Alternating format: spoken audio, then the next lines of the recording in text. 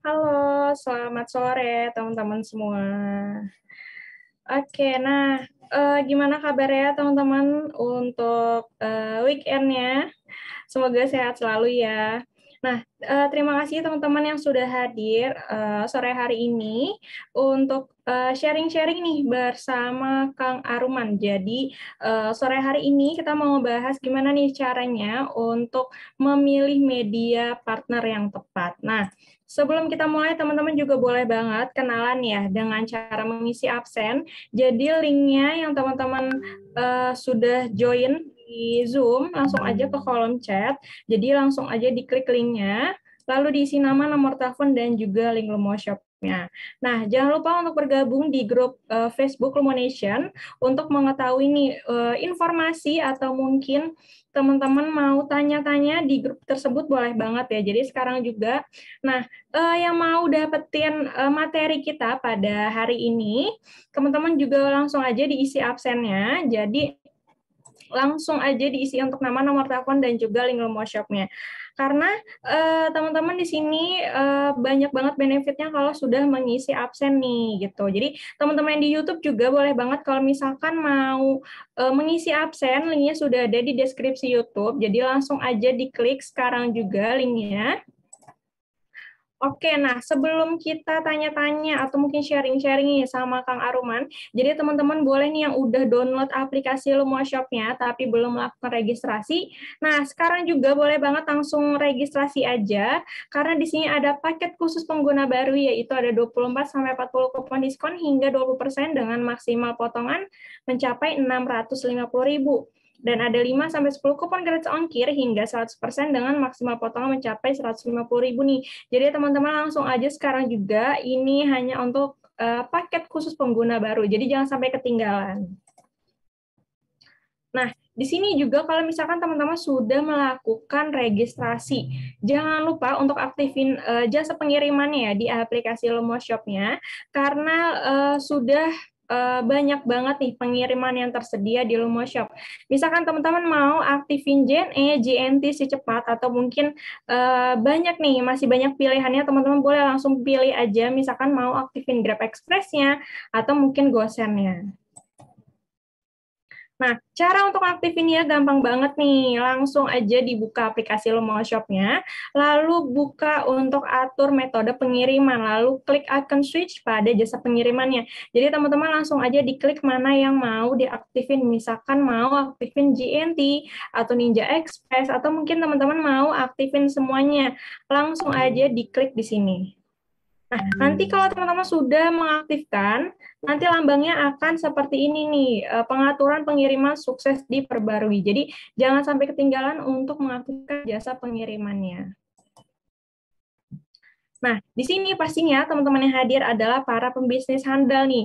Di sini sudah ada Lumo Shop Plus. Di sini teman-teman kalau mau mempunyai website sendiri tapi mau bikinnya lebih hemat biaya lagi, teman-teman langsung aja aktifin Lumo Shop Plus-nya karena pastinya lebih hemat dan juga lebih praktis nih gitu. Oke, nah sebelum kita lanjut, teman-teman boleh kita simak dulu nih untuk videonya.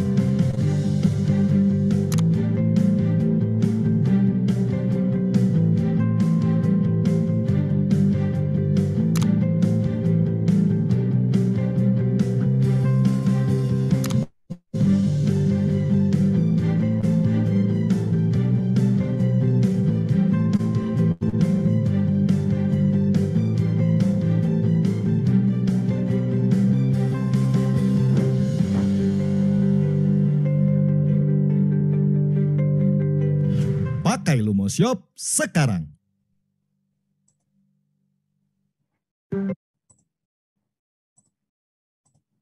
Oke, nah itu tadi videonya. Jadi teman-teman kalau misalkan mau aktifin Lumo Shop Plus-nya, langsung aja aktifin sekarang juga karena murah banget nih, hanya 149.000 per bulan. Teman-teman langsung mempunyai domain milik sendiri dan pastinya sudah terintegrasi logistik dan juga pengiriman. Nah, untuk dukungan berbagai jenis pembayarannya, teman-teman bisa pilih untuk virtual account, debit card, dan juga e-wallet. Nah, kalau kita bandingin nih, bikin website sendiri ya, pakai jasa orang lain gitu.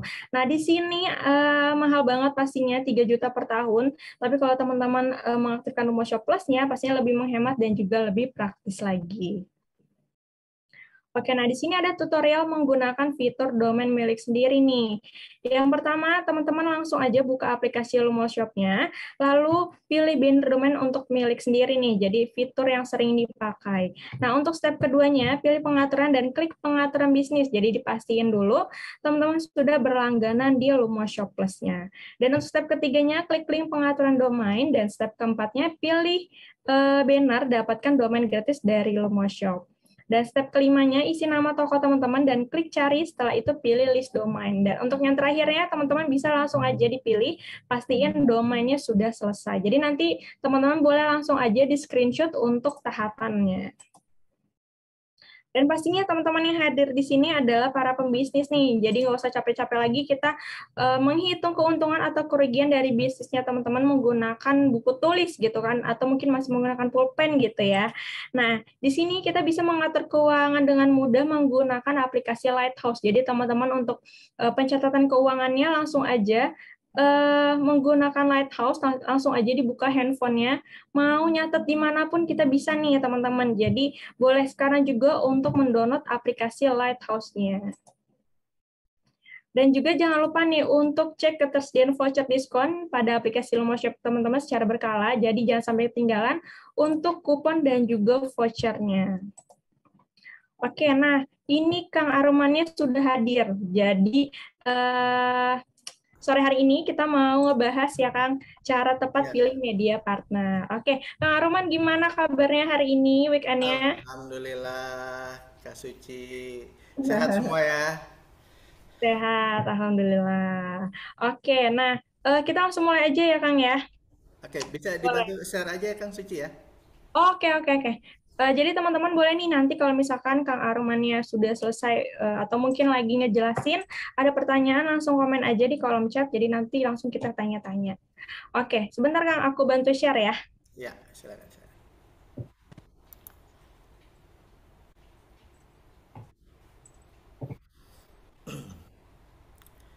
Oke, Sobat Lumonas, selamat sore semuanya. Kita ketemu lagi di weekend yang cerah ini. Ya, di akhir pekan pada hari ini kita semua bisa berkumpul di sini. Nah, ini sambil kita nunggu di-share oleh Kak Suci, mungkin sebelumnya teman-teman pasti sudah melaksanakan bisnisnya dengan baik ya. Gitu. Jadi kita di sini banyak bermain terutama di ini media kita ya. Kita langsung saja. Oke, Jadi share-nya udah kelihatan ya Kang ya? sudah kelihatan. Oke, siap. Silakan Kang Arman.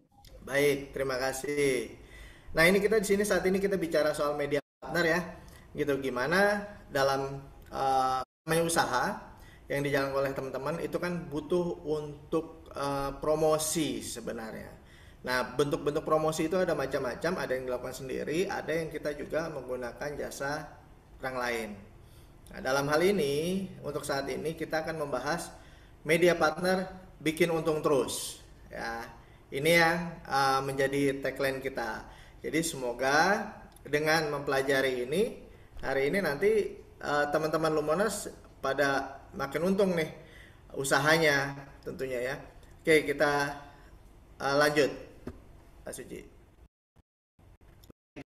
Nah, di sini saya sedikit mengenalkan diri saya. Nama saya Handiono Aruman, tapi biasa dipanggil Andi Aruman. Mungkin kalau sini banyak pada manggilnya Coach Aruman. Ya. Nah, kemudian saya bergabung di Magnitude Indonesia, yaitu lembaga jasa komunikasi dan strategi, khususnya untuk komunikasi publik untuk saat ini. Ya, jadi bergeraknya ke sana. Kalau teman-teman biasa melihat lembaga-lembaga publik misalnya Pemda atau BUMN atau apa, nanti biasanya tuh di situ ada yang namanya PPID. Nah, itu kita lagi membantunya di sana. Nah, kemudian saya juga sebelumnya merintis karirnya di awal itu di media, khususnya media iklan yaitu Yellow Page. Nah, kemudian selama lebih kurang 20 tahun saya terjun di dunia pendidikan. Saya mengatur brandingnya, saya sebagai kepala sekolahnya, dan melakukan rebranding terhadap lembaga-lembaga pendidikan sehingga menjadi maju dan berkembang pesat ya. Nah, itu banyak yang di pendidikannya. Kemudian kalau untuk proyek-proyek ada beberapa proyek, kemudian juga saya memandu training-training juga ya, ada training marketing, ada training webinar, ada coaching kreatif juga yang saya berikan ya. Baik, kita lanjut. Nah, di sini ya media itu, jadi media partnership di sini ya kerjasama yang terjalin ya. Sebentar. Nah, baik antara media TV, radio, online maupun cetak. Nah, seperti teman-teman ketahui bahwa saat ini mungkin media itu sangat banyak sekali ya. Jadi ada media sosial, ya, ada macam-macam. Nah, kemudian bagaimana fungsi media partner ini, terutama supaya bisa menguntungkan dari teman-teman semuanya. Nah, di sini tentu kita harus berjalan dengan baik, membuat partner yang kuat dengan media partner yang ada, ya.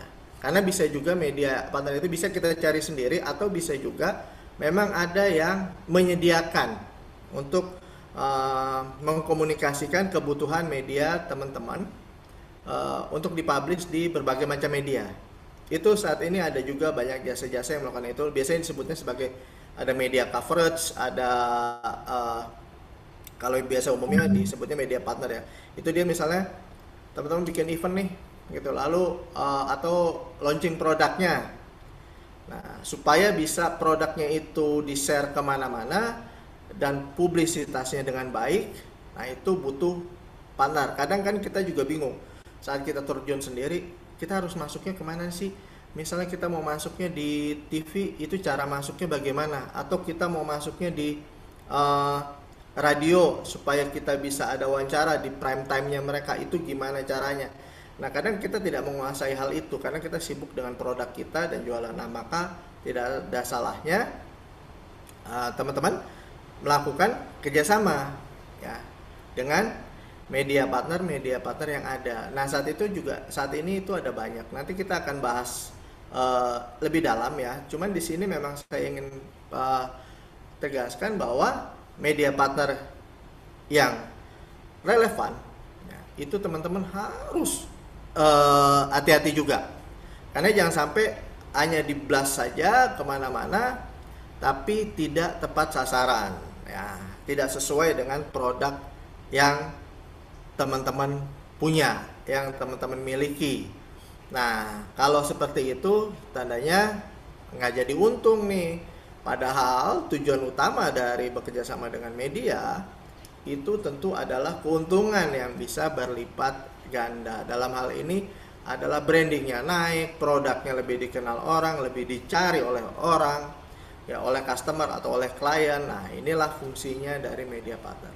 Dan kenapa juga lambang media partner itu adalah shake hand ya, atau bersalaman, dalam artian adalah suatu kerjasama antara pemilik produk atau pemilik brand dengan penyedia media-media. Baik, kita lanjut Kak Suci. Nah,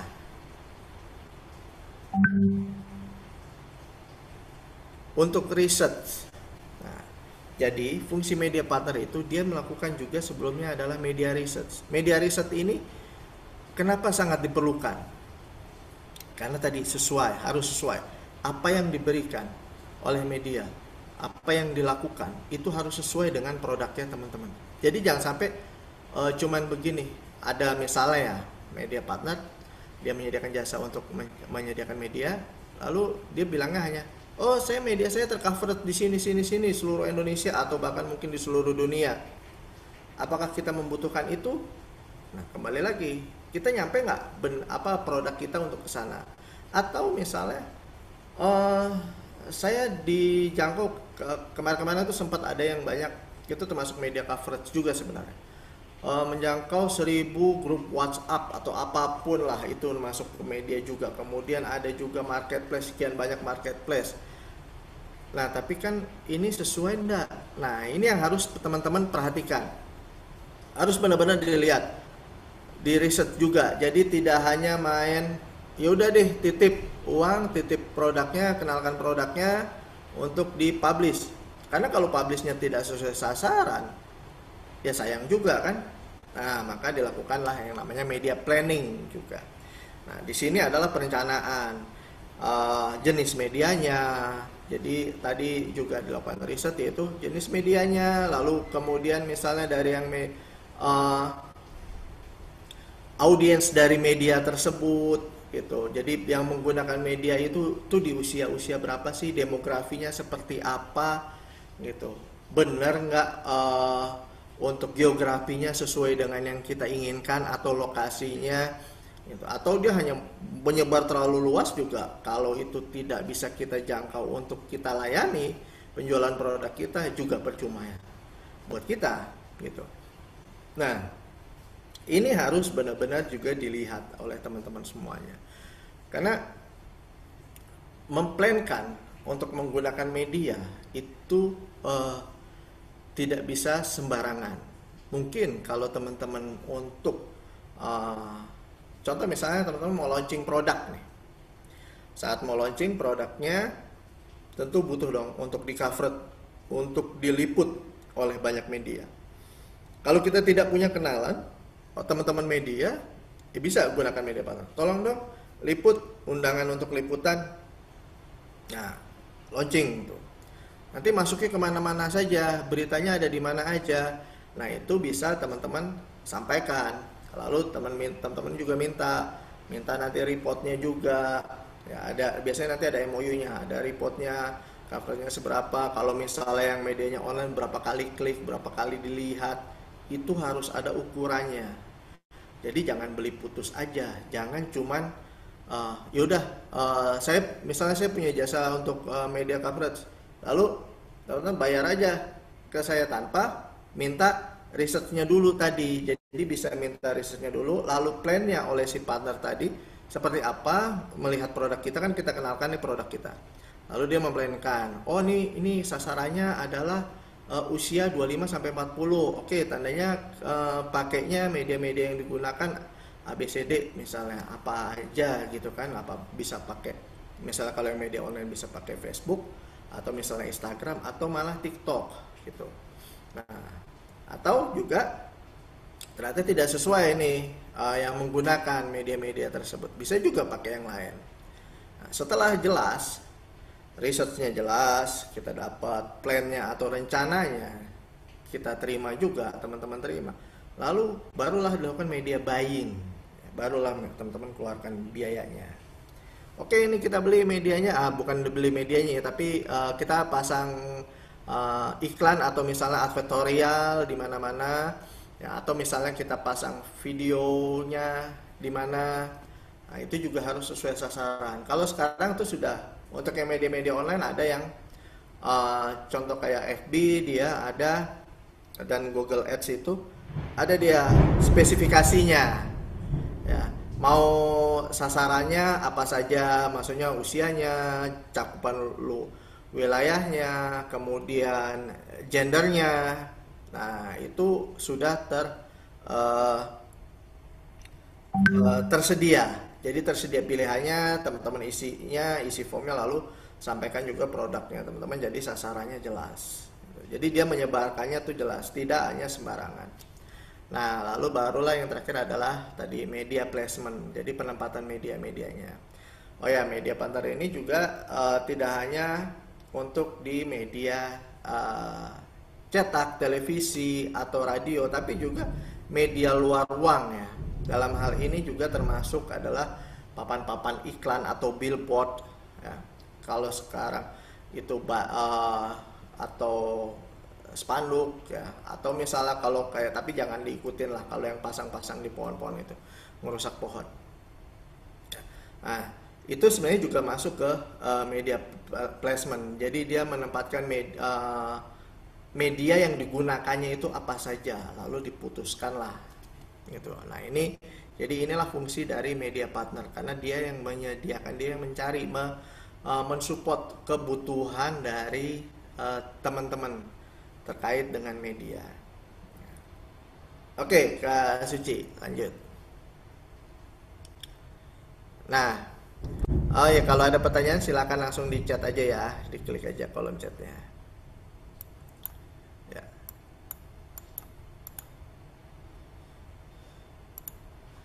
Oke, nah ini media researchnya. Seperti apa sih yang kita lakukan gitu, tujuannya untuk apa. Nah, ini dia bisa melakukan secara sampling random ya. Nah, jadi the nature of medium being used. Nah, di sini adalah media ini biasa digunakan oleh siapa, sasarannya biasanya yang menggunakan usia-usia berapa sih, siapa sih pembacanya, siapa yang selalu membeli. Misalnya kalau zaman dulu untuk koran gitu kan biasanya kan ada grade-nya tuh, ada beda-beda tuh. Ada untuk yang misalnya kayak koran Kompas, tandanya usianya udah usia matang nih, 40-an ke atas. Lalu koran yang lainnya lagi usianya beda. Lalu ada misalnya kayak dulu majalah Hai, itu tandanya usia remaja. Nah, ini adalah the nature of medium. Jadi wilayahnya dia ada di mana ya. Lalu working of the medium. Di sini bekerjanya media ini di mana saja sih? Sasarannya dia, penyebarannya segala macam, lalu teknologi yang digunakannya ya. Kemudian differentiate. Nah, ini ada faktor pembedanya. Kalau misalnya sama-sama saja, ya ngapain pasang iklan sama-sama? Misalnya ketahuan bahwa media A, B, C itu peneturnya atau penggemarnya atau yang mengikuti media tersebut usianya sama, wilayahnya sama ya. Kemudian juga minatnya atau hobinya kira-kira kurang lebih sama buat yang membaca media ini atau yang menggunakan media ini. Ya tandanya kita ambil satu media aja, jangan ngambil yang sama, yang similar, karena ya jadinya percuma juga gitu. Jadi nanti kembali ke budgetingnya, sayang juga kita wah keluar biaya banyak gitu. Padahal sebenarnya differentiate inilah yang mengatur. Jadi kita juga bisa memilih. Ya. Jadi memilih kendaraan media kita ini untuk yang digunakan oleh kita. Jangan sampai kita salah memilih. Ternyata misalnya produk kita adalah produk untuk remaja. Tapi media yang kita gunakan, kita berpartner dengan media untuk menampilkan produk kita, untuk meliput ya brand kita, itu ternyata kita pakainya adalah yang media umum misalnya, atau yang media banyak digunakan oleh yang para dewasa. Nah, jadi nggak kena sasarannya. Ya, ini harus menjadi perhatian teman-teman. Kemudian fungsi dan servisnya seperti apa yang disiapkan atau yang diberikannya, ya, jadi kerjasama yang seperti apa gitu, misalnya berapa kali terbit atau mau di prime time, atau misalnya hitungannya nanti berapa kali klik. Nah, karena ini lari juga ke nanti cost associate ya. Nah, jadi inilah yang menjadi ukuran dari saat teman-teman melakukan riset, media riset ya, dia lihat medianya gitu. Ya, kemudian aksesnya bagaimana untuk ke media yang lainnya, perkembangannya dia seperti apa, penggunanya seperti apa untuk yang misalnya yang media partner, itu juga perlu diriset. Jadi nggak cuman kita beli aja, atau nggak cuman kita wah ini punya nama besar nih dia untuk media coveragenya gitu, jangkauannya sangat luas internasional, belum tentu produk kita butuh itu. Jadi kembali lagi ke produk kita, cakupannya kemana gitu kan. Kemudian bagaimana efektifnya, nah ya, jadi dalam arti seberapa efektif sih dia gitu dari produk ini, dari media ini ya, terhadap peningkatan khususnya ke penjualan produknya dari teman-teman semua. Ini harus menjadi perhatian ya. Jangan sampai ini yang menjadi kelewatan. Oke, kita lanjut. Nah, di sini ya, jadi untuk melakukan riset itu ada beberapa metode, ada yang kualitatif, ada kuantitatif, ya, ada statistiknya kita lihat juga. Nah, ini berbagai metode ini, ada survei dan analisis tentunya ya. Ini harus benar-benar dijalankan, harus benar-benar dilihat, atau setidaknya kita dapat report dari media partner kita. Seberapa nih dia? Gitu. Misalnya kita pasang sini, hasilnya bagaimana, ukurannya gimana? Gitu. Kita tanya dulu tuh. Ntar kalau saya pasang kerjasama dengan Anda sebagai media partner, itu profitable ke kitanya seperti apa sih? Laporan ke kitanya apa? Benefitnya bagaimana? Ngukurnya gimana? Ngitungnya gimana? Gitu. Ya. Kenapa? Karena kalau enggak, ya nanti bisa ini. Tapi intinya adalah jadi teman-teman juga harus paham. Gitu. Walaupun bukan harus teman-teman yang menjalankan, tapi teman-teman juga harus paham posisinya. Ya. Oke. Nah, dari sini kalau risetnya itu sudah keluar nih datanya dan prosesnya, progresnya seperti apa, maka kita masuk ke media planning. Ya. Kak Suci bisa next slide. Nah, oke, di sini di media planning ya.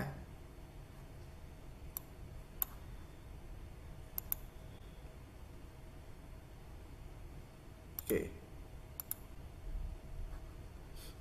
Ini dapat yang namanya tadi ada market analysis ya, teman-teman.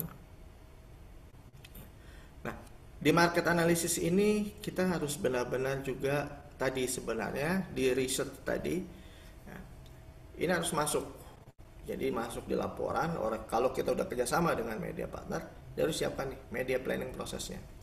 Jadi dari market analysis produk kita atau brandnya kita, lalu seperti apa sasarannya, targetnya, dan coveragenya, lalu kira-kira seberapa dalam, dan prospeknya apa yang diberikan ya, oleh media ini berguna buat. Karena seringkali kan pasang aja tapi tidak terukur. Nah, maka kalau dengan media partner itu harus benar-benar terukur dan teman-teman harus bisa minta analisisnya. Oke, kemudian media objektif ya. Nah, ini tadi setting media objektif tadi seperti yang saya sampaikan bahwa itu harus objektif dari medianya, itu harus pas, harus sesuai. Nah, jadi supaya tidak, nah nanti ini akan harus diberikan nih oleh para media partnernya. Teman-teman harus minta. Jadi media objektifnya apa nih gitu. Dia kalau misalnya majalah Trubus, kalau dulu ya ada majalah Trubus, kalau teman-teman emang jualnya tanaman, ya udah share-nya ke situ. Gitu. Pasang iklannya di situ kalau bermainnya di tanaman. Tapi kalau bermainnya adalah di makanan, maka tidak cocok. Atau misalnya di pakaian, maka tidak cocok ya.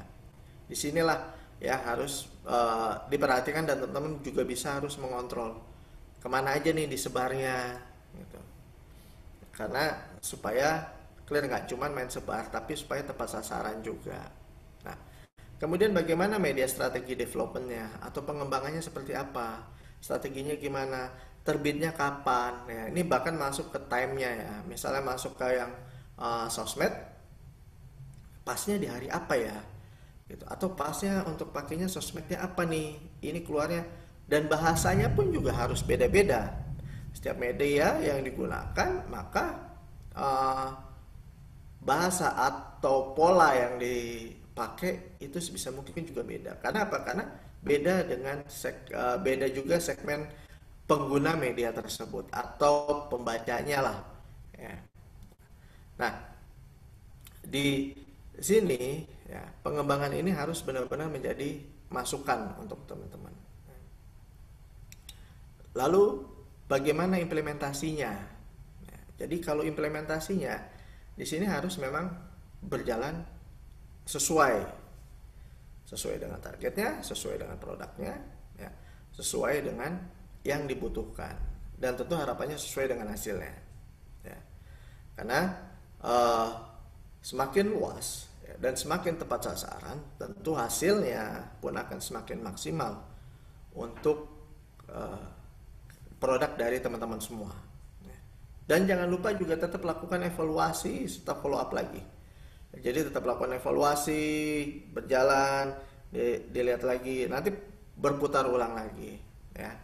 Oke, kita lanjut. Nah, ini contohnya dari market analysis ya. Jadi seberapa besar marketnya, pasar coveragenya dia media itu, lalu pertumbuhan dari marketnya, kemudian trennya yang lagi saat ini ada. Jadi pola-pola ini harus diperhatikan. Lalu kemudian customer segment ya. Nah, segmen customer ini sangat perlu gitu. Perlu dilakukan perlu diketahui oleh teman-teman semuanya.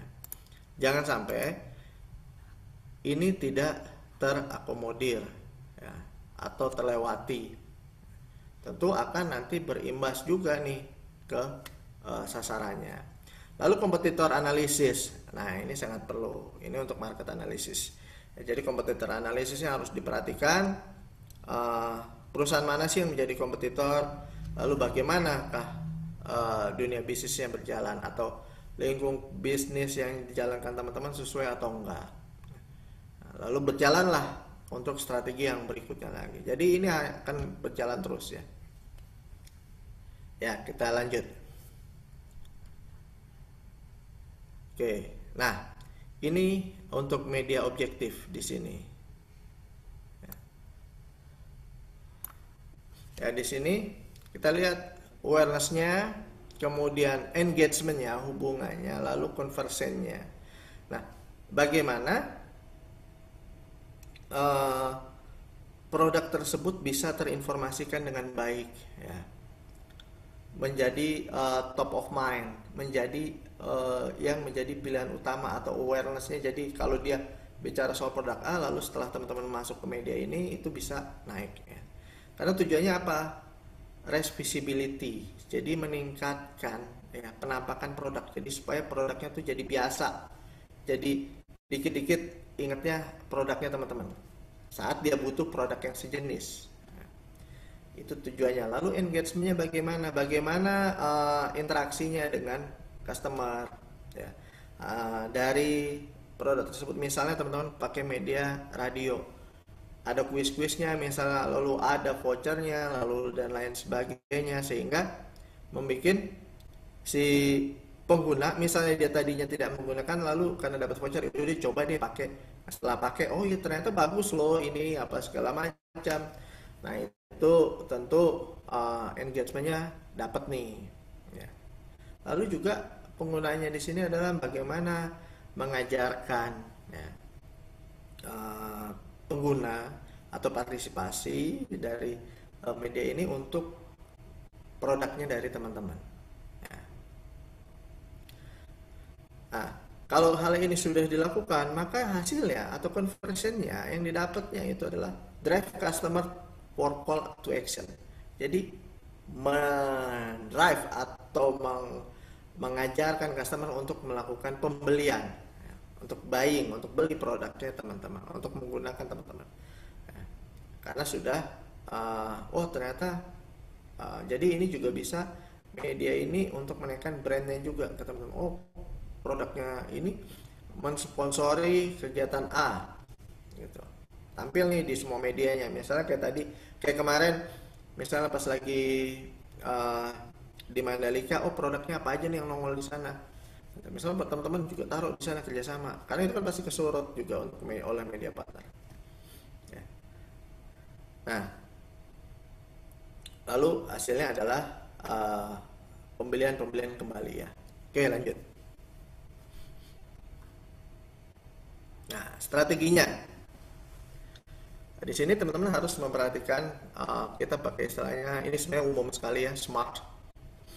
Specific, measurable, attainable, relevant, time bound ya. Jadi produk yang mau ditampilkan atau yang mau dikerjasamakan dengan media partner itu harus spesifik gitu. Dan harus benar-benar spesifik, produknya apa, jadi jelas nih. Karena kalau nggak spesifik nanti targetnya nggak dapat nih. Spesifik di sini selain itu juga spesifik dari sasarannya juga. Selain produknya, lalu sasarannya. Kira-kira segmennya seberapa nih? Segmennya yang di mana? Nah, itu harus jelas. Lalu measurable, jadi terukur. Bisa diukur, terukur progresnya, cakupannya, dan coveragenya itu keukur dengan baik, maka teman-teman nanti akan dapat profit yang luar biasa tentunya. Lalu kemudian di sini ya, juga setiap progresnya sebisa mungkin ada masuk ukurannya, ada laporannya. Ya. Jadi setelah setelah kerjasama produk A teman-teman tes, jadi bisa aja di media A yang di-share sama teman-teman produknya adalah produk A, lalu di media yang B adalah produk yang B. Jadi bisa beda-beda karena segmennya beda. Walaupun misalnya produksi adalah teman-teman ya sama-sama. Nah, attainable, jadi di sini harus bisa juga dalam artian memberikan challenge, tapi juga tentunya harus bisa diraih. Jadi harus bisa kadang kalau kita yang punya produk, kita untuk mengukur, untuk melakukan riset dan juga tadi untuk melihat relevansinya. Sometimes kita tuh agak-agak nggak jujur kadang-kadang gitu, karena kita terlalu membanggakan produk kita. Oh produk kita bagus kok, aku kok harusnya begini, harusnya begitu. Tidak bicara harusnya, tapi kita harus lihat real di lapangannya seperti apa ya. Nah time bound ini setiap produk, setiap action ya, dalam hal ini juga dengan media partner juga harus punya target waktu yang jelas. berapa lama nih, sebulan kah, seminggu kah, gitu. Atau misalnya berapa kali naik nih, gitu kan. Kalau misalnya di penerbitan nyampe berapa kali naik. Kalau misalnya masuknya ke sosial media, kira-kira sampai berapa kali klik, gitu. Atau misalnya ada yang ukurnya sampai berapa kali viewer, gitu. Itu juga ada ukuran-ukurannya. Nah, time bound ini harus jelas. Jadi teman-teman bisa lihat juga, dan relevansinya tentu ke produknya untuk tingkat lakunya ya dari teman-teman punya produk. Oke, nah kita lanjut, Kak Suci. Nah ini suitable social media. Ya. Jadi kenapa saya larikan ke sini, saya masukkan ke sosial media, karena sekarang dunianya adalah dunia sosial media. Kalau dulu mainnya dunia cetak, radio, dan lain TV, sekarang banyak masuknya di sosial media. Media partner juga bermain di sini. Ya. Jadi bagaimana sosial media ini ya, itu menaikkan brand awareness-nya naik. Tentu tujuannya adalah itu. Lalu achieving a higher quantity of sales, naikkan nilai penjualan. Ini sangat umum sekali sebenarnya. Nah, tapi di sini ada sesuatu yang patut teman-teman perhatikan adalah sosial media ini yang ngelola bukan teman-teman. Jadi teman-teman punya produk, ya, tapi titip nih di pemilik banyak sosial media. Ya, jadi dia bisa jual. Oh, saya followernya sekian banyak. Oh, saya yang ya kurang lebih kalau mainnya sosial media followers ya, followersnya ada sekian-sekian. Kalau saya tampilkan produknya, ini ada juga yang jualan seperti ini, maka akan dilihat oleh 1.000 follower atau 1 juta follower. Nah, tapi juga harus teman-teman perhatikan sesuai nggak gitu. Kalau teman-teman naruh di situ, yang melihatnya sesuai nggak dengan target yang diinginkan oleh teman-teman dengan produknya. Tentu ini akan menaikkan juga ROI atau revenue ya. Kemudian membangun jaringan atau komunitas. Jadi kalau pakai media-media yang disediakan oleh media partner, dalam hal ini juga ada sosmed, jangan lupa ada juga teman-teman harus menyampaikan, menampilkan di situ juga sosmednya punya teman-teman gitu. Instagramnya, misalnya Twitternya, itu harus ditampilkan juga, kasih juga, misalnya di tagline di bawah kasih ada FB-nya, itu dikasih. Lalu supaya apa? Supaya dari yang melihat iklannya teman-teman atau yang melihat di medianya yang dijual, yang ditawarkan oleh media partner ini, itu juga bisa nantinya akses ke teman-teman ya. Itu fungsinya, itu harus ditampilkan. Oke, next.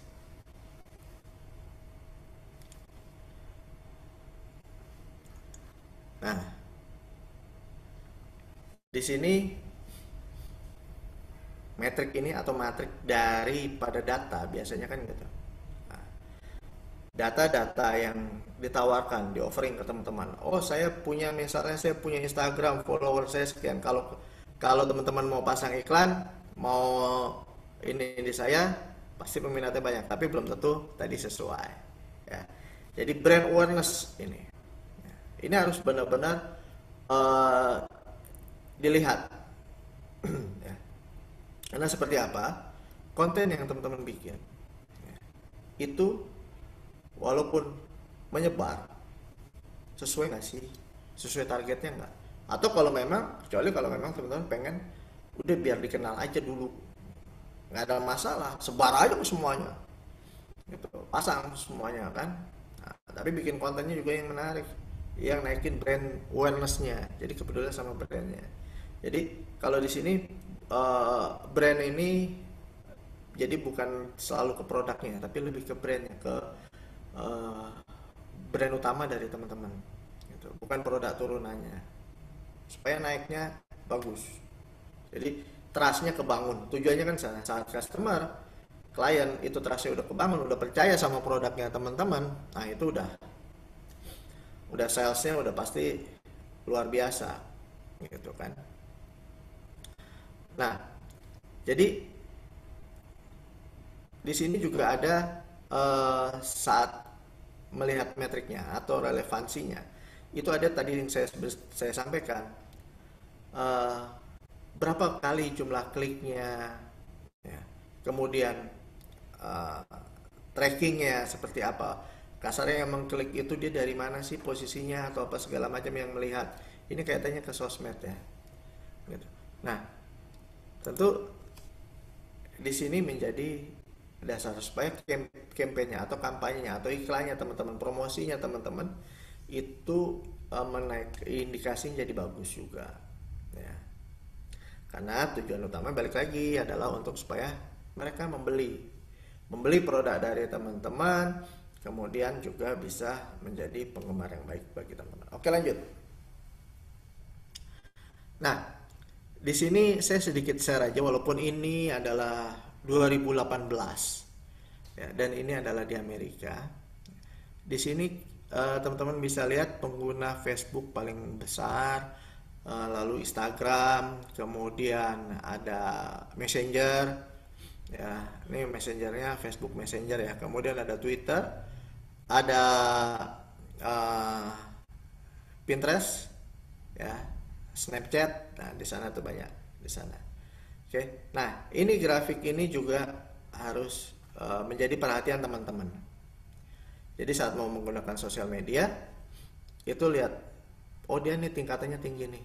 Nah, nanti kalau misalnya untuk yang di kita di Indonesia juga teman-teman bisa minta tuh ke media partnernya.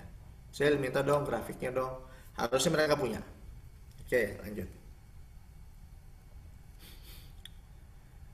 Nah, di sini juga. Jadi ini untuk yang usia remaja. Kalau tadi secara umum ya. Kalau yang tadi yang sebelumnya itu secara umum pengguna sosial media. Nah, sekarang grafiknya lebih, oh kalau remaja seperti apa nih? Ini di April 2018 di Amerika, ya, United States. YouTube dia cukup besar, tapi ternyata di sana paling besarnya Snapchat pada 2018. Nah, kemudian baru diikuti dengan YouTube, Instagram, Facebook. Ya, ternyata remaja tidak terlalu tertarik ke Facebook. Remaja lebih mainnya ke YouTube dan Snapchat, baru Instagram. Jadi 3 besar ini yang menjadi ukuran. Jadi kita jangan ngapain pilih-pilih yang di bawah, yang kecil-kecil ya. Kalau kita emang sasarannya dari remaja, lihat yang 3 teratas. Nah, 3 teratas inilah yang kita pakai. Oh, tadi harus mainnya di sini nih. Nah, tapi kalau mau tampilnya di sini, misalnya tampilan untuk YouTube tentu beda dong dengan tampilan untuk Instagram. Tentu beda juga kontennya untuk di Snapchat ya. Atau mau masuk di Facebook juga beda gitu ya. Nah, ini yang menjadi aware dari yang harus diperhatikan oleh kawan-kawan semua. Oke, kita lanjut. Nah, di sini saya share juga ini untuk jadi dasar pemikiran teman-teman. Create suitable content. Jadi kontennya harus sesuai. Kenapa? Karena disinilah terlihat. Karena di grafik ini kelihatan untuk political, ya, untuk health, untuk kesehatan. Seringkali orang bicaranya soal apa sih? Kalau kaitannya soal kesehatan, bicaranya soal kesehatannya seperti apa? Tentang televisi bagaimana? Lalu untuk keluarga, bicara soal keluarga. Nah, ini presentasi-presentasi ini harus menjadi dasar. Tandanya kalau bicaranya produknya misalnya transgender di sini maksudnya produknya bisa kepake laki-laki dan perempuan ya, bukan transgender yang itu. Jadi produknya umum. Nah, itu juga bisa dilihat di sini. Oke, ini grafik-grafik cukup jelas. Oke, lanjut. Nah, teman-teman perhatikan untuk di Twitter, Facebook, ini Pinterest, LinkedIn, kemudian YouTube dan TikTok itu harus beda-beda. karena misalnya Twitter itu mau mainnya berapa kata nih gitu. Dari dia misalnya dari sekian banyak kata-kata, berapa sih yang harus bisa menjadi kunci yang menjadi bikin orang tuh aware, menjadi bikin orang tuh tertarik dengan produknya teman-teman. Lalu begitu juga dengan Facebook, Instagram, ya, mau bagaimana bentuknya itu harus disesuaikan. Jadi sesuaikan dengan medianya dan juga tentunya disesuaikan juga dengan produknya atau brand yang mau dititipkan ke sana. Nah, harusnya media partner bisa membuat ini. Jadi ini tidak dibebankan ke teman-teman. Jadi kalau teman-teman pusing, kalau bahkan kalau sekarang kan ada juga tuh yang bergerak sebagai as a content creator. Itu juga banyak tuh. Nah, bisa juga pakai jasanya mereka, tapi itu mereka harus sudah bisa tahu dengan produk A itu untuk tampil di mana, tampilannya harus bagaimana. Ya. Oke, yuk, kita lanjut lagi. Nah, kita bicara soal budget.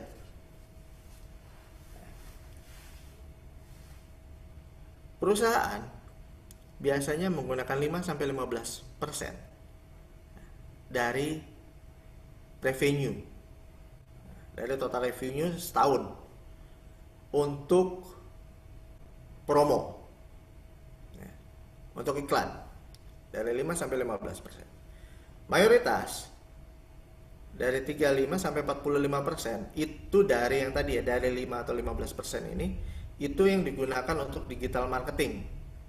Kalau untuk kondisi saat ini, jadi pakainya digital marketingnya itu 35-45% dari total biaya promosi itu masuk ke sana.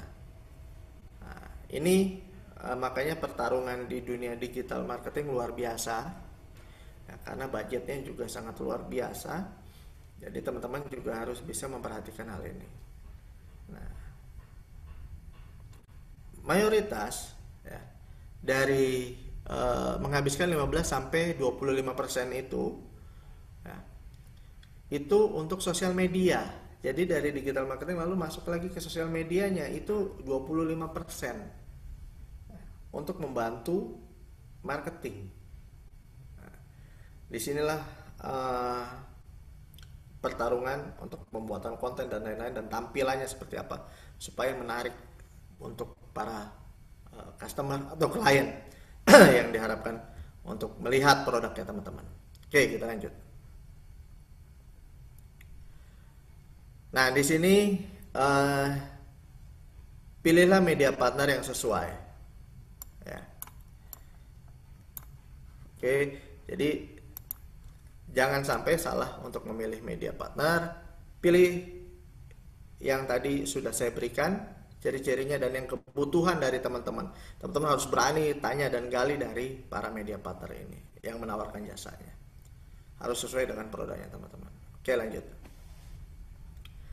Nah, keuntungan dari media planning. Jadi pertama mengetahui target audiens, ya. Jadi audiensnya sudah diketahui. Kemudian menentukan media channel atau platform yang mau digunakan sesuai dengan kebutuhan. Kemudian menentukan waktu ya dan frekuensinya, timingnya di media tersebut mau berapa kali sehari atau seminggu berapa kali atau mau bulanan terbitnya atau mau seperti apa, itu teman-teman yang tentukan. Lalu keeping in touch ya, jadi dengan media trend. Jadi dengan trennya medianya misalnya saat ini lagi seperti apa nih? Misalnya, oh sekarang lagi ada perang di Korea, di Ukraina. Nah, maka medianya banyak mungkin berita-berita ke sana. Teman-teman bisa tuh request misalnya ke media-media Detik News atau apa segala macam yang memaparkan berita. Teman-teman nitip, tolong dong produk saya tampilinnya di berita ini, gitu. Ya, itu harus diikutin. Jadi tidak cuma lepas tangan, tapi tolong di media A, tolong terkait dengan berita A, terkait dengan berita B, gitu. Jadi nongolnya di situ. Jadi saat orang banyak ngeklik situ, lihat, oh iya, nongol tuh produknya. Oke. Kemudian, nah budgetnya tentu harus diperhatikan. Ya. Lalu terakhir tentunya conducting analysis.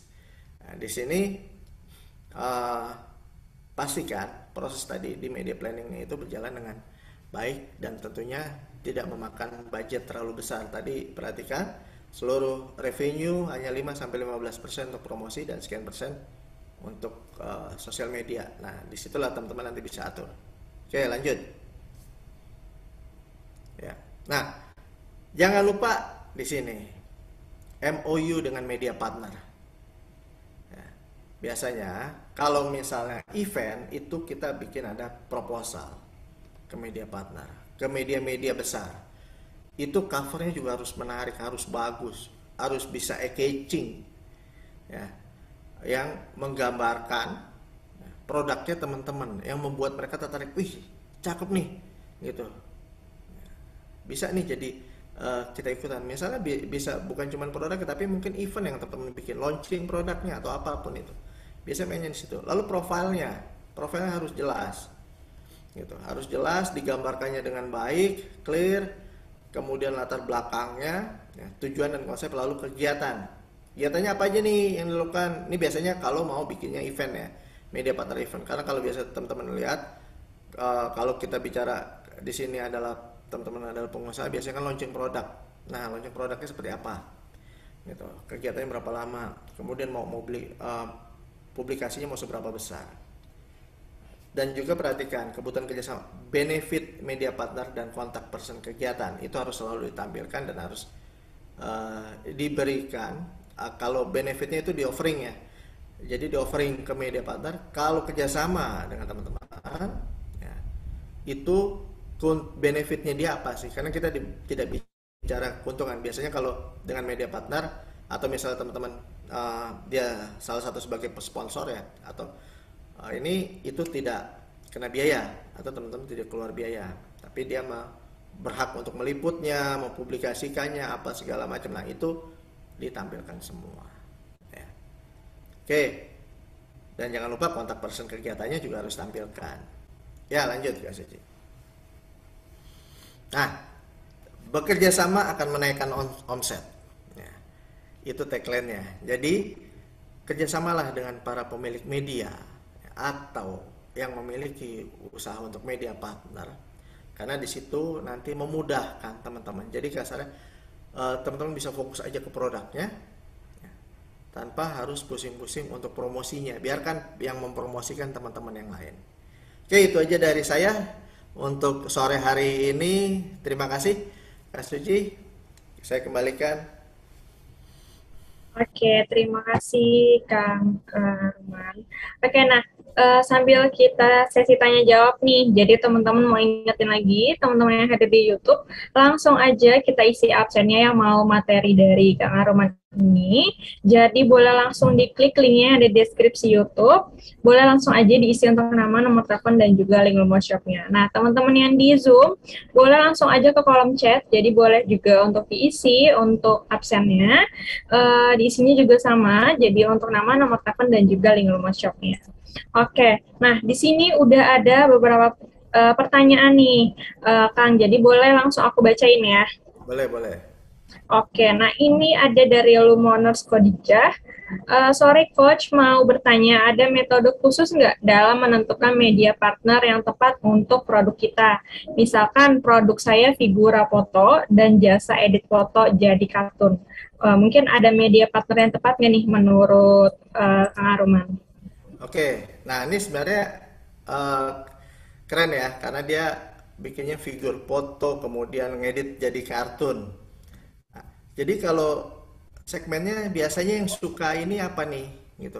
Usia-usia berapa, rentannya apa. Nah, itu dilihat. Kalau misalnya kerjasamanya dengan media partnernya, kalau pakainya yang ada tampil di detik tentu kurang menarik. Tapi kalau misalnya, oh nih dia coverage untuk TikToknya luar biasa nih. Nah, dia bisa bikinkan kontennya apa segala macam karena itu remaja mainnya ke sana. Nah, itu bisa dipakai, digunakan. Itu salah satu contohnya aja ya, gitu.